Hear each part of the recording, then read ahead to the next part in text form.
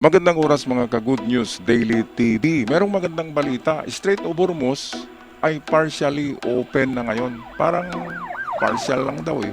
Hindi pa fully. Kasi hindi pa nga nalagdaan yung kanilang peace deal negotiation. Sa Switzerland ngayong Biyernes. Biyernes sa Switzerland, June 19, atin abangan yan ang paglagda ng kasunduan between Iran and America. Napakagandang kasunduan yan. Patas na patas yan na kasunduan para sa yan? Para sa kagandahan ng Iran, para maitayo muli ang Iran, maibalik sa kanila yung mga sanctions at yung mga pera na hinihingi ng Iran ay parang ibigay na rin ni Donald Trump. Kaya napakagandang mangyayari sa Iran at meron ng bagong presidente.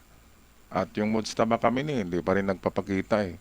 Kaya palagay ko ay wala na talaga. Dido na pumanaw na yung cardboard na Supremo na bading Mujtaba Khamenei. Ngayon meron tayong hiram na video sa Inquirer Today, atin panoorin to. Inquirer Today, pasok. U.S. President Donald Trump says ships are again moving through the Strait of Hormuz and it will be completely open by Friday, June 19. The announcement comes after Washington and Tehran announced a deal to end the war in the Middle East. The reopening of one of the energy choke points marks a major step toward ending months of conflict and economic turmoil triggered by U.S.-Israeli strikes on Iran in late February.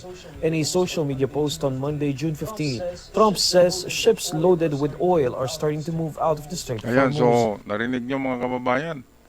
Ships loaded with oil, ibig sabihin mga oil tankers ito, ay nagumpisa na daw na labas-pasok sa Strait of Hormuz. Kaya maganda diyan ay marami na rin ang bumili sa Iran, so nagkapera na sila ngayon, partially. At ito lang yung inintay natin kung i-announce na ng gobyerno ng Pilipinas na bukas bababa na yung presyo ng gasolina. Bababa na. Kasi ang masama sa Pilipinas, ang gobyerno ang nagmakaawa sa mga kartel ng oil sa Pilipinas. Ang organisasyon ng mga oil dealers sa Pilipinas ay hindi yan matitibag, hindi matitinag ng gobyerno kasi protected sila sa sinasabing oil deregulation law na ginawa rin ng mga congressman at senado. Bakit gumawa ng proteksyon ang senado at kongreso?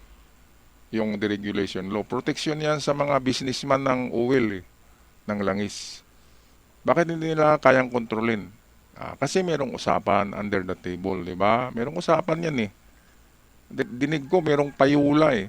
So monthly payula, tingnan mo lang sa account mo o sa kung ano mang card meron ka, ay meron ng laman monthly kapag ikaw ay senador at congressman. Kaya hindi yan pinag-usapan sa Congress eh, natanggalin yung oil deregulation law. Ang maganda talaga, dapat makontrol ng gobyerno ang presyo ng ating gasolina. Kasi kapag ganito na may gera, sasabihin ng gobyerno na, oy, wag muna kayong magtaas hintayin muna natin ng 1 linggo. Eh hindi. Walang magawa ang gobyerno. Walang ang nakulong eh. Ang dami-daming mga gasoline station na sobrang mahal, bakit walang nakulong? O kaya nabigyan lang man lamang ng penalty, wala eh. Okay, balik tayo dito sa Inquirer Today.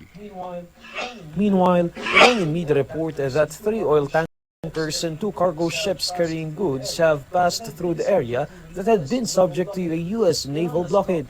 Iran has blockaded the strait since the start of the war, sending oil prices soaring and raising fears of a prolonged inflation shock. The United States then blocked shipping to and from Iranian ports. The U.S., Iran, and mediator Pakistan say the peace agreement is set to be signed on Friday in Okay, Switzerland. so sa Friday na nga, abangan natin yan. Mga kababayan, mga ka-good news. Kung matuloy ba talaga ang pirmahan sa Friday, June 19 sa Switzerland. Alright, sa Harinawa. Ako'y magpaalam na mga kababayan. Maraming salamat sa nag-subscribe ngayon sa ating channel. Malaking tulong para lalago itong ating munting channel. Hanggang sa muli, ingat ng lahat.